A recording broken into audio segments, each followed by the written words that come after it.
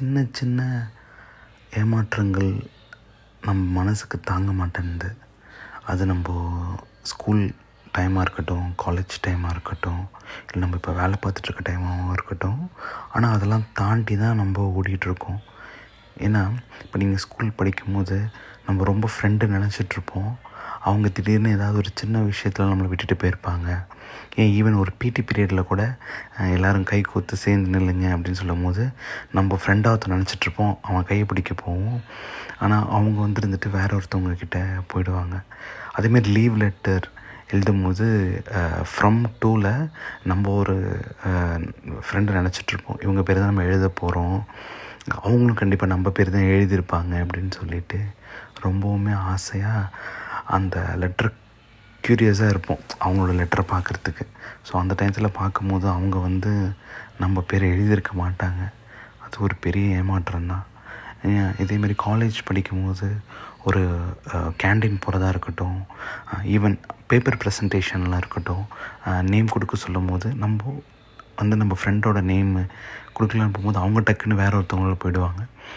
ஏன்னு சொல்லி கேட்கும்போது they can give a silly reason. Like அவங்களுக்கு வந்துட்டு பிபிடி ஏற்கனவே தெரியும், here she has a more exposure then யூடா மச்சான், லைக் அந்த மாதிரி ஏதாவது ஒரு ரீசன் சொல்லுவாங்க.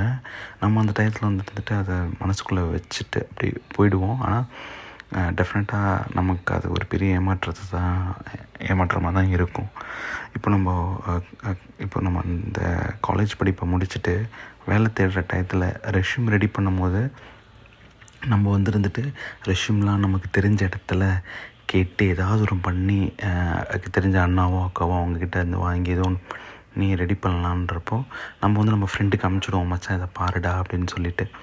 ஸோ ஆஸ் லைக் தட் அவங்க நமக்கு அனுப்பியிருக்காங்களா இல்லையான்றதை பார்த்தோம்னா நமக்கு அது ஏமாற்றமாக தான் இருக்கும். ரீசன் என்னென்னா, நமக்கு எப்படியாவது ஒரு இன்ஃபர்மேஷன் வரும்போது, இல்லையே நான் ஏற்கனவே உனக்கு அனுப்பிச்சனே அவன் உனக்கு அனுப்பலையா ஃபார்மேட்டு அப்படின்றப்போ தான் நமக்கு அது ரொம்ப கஷ்டமாக இருக்க மாதிரி இருக்கும். ஸோ லைக்வைஸ் ஆஃபீஸ்லேயும் அந்த மாதிரி தான்.